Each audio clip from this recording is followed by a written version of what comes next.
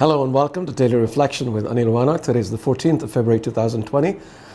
We're going to reflect on Mark 7:31 to 37.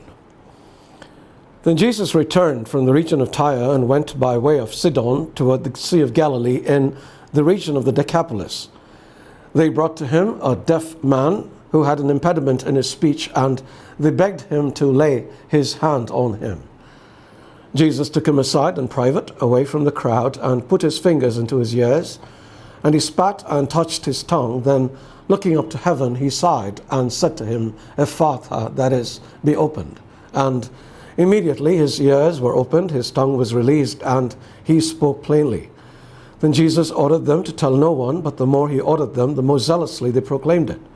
They were astounded beyond measure, saying, "He has done everything well. He even makes the deaf to hear and the mute to speak." The gospel of the Lord. Ephphatha means be opened. When we are baptized, there is a good chance the priest made the sign of the cross on our ears and our lips and uttered the word Ephphatha, a prayer that our ears be opened to hear the word of God and our mouths be opened to speak the word of God. It is a commission given to every Christian from the moment of baptism, and not some special call a few people receive later in life. But for the ears to be opened, and subsequently the mouth, although many of us open our mouths before opening our ears, the heart needs to be opened first. And that is a little difficult, because as the prophet Ezekiel famously declared, our hearts are like stone.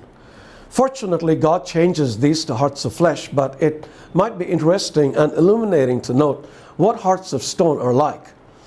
One, they are cold. Have you ever stepped off your bed onto a cold marble floor and then traipsed across the room to wash your face barefoot? It is not a pleasant experience, and our hearts are like that cold floor, incapable of touching anyone else's heart to draw them towards you, much less towards Jesus. Two, they are hard. Nothing penetrates them, nothing breaks them. I've spoken to thousands of people over the years, and while many receive the word with much eagerness, consequently experiencing a tremendous transformation, there are some who are totally untouched by it.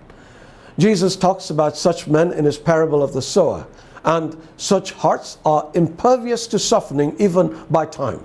Stones in the ground might eventually be subdued by time, but not the stony hearts of men. Three, they are dead. Like the zombies in The Walking Dead, they stumble through life, devouring the living that come in their path with vacant eyes and empty souls. Nothing reaches them, nothing touches them, nothing changes them. Like the Iron Throne in the Game of Thrones, Satan sits upon our hearts and rules. So what hope then? One word: Jesus. Ezekiel says that God will take away these hearts of stone and give us hearts of flesh, but that is possible only through Jesus. Jesus and the salvation he brings is the free gift of God. If we accept him, grace continues to flow, turning our hard, stony, and dead hearts into hearts beating with love. And then open those mouths and start talking.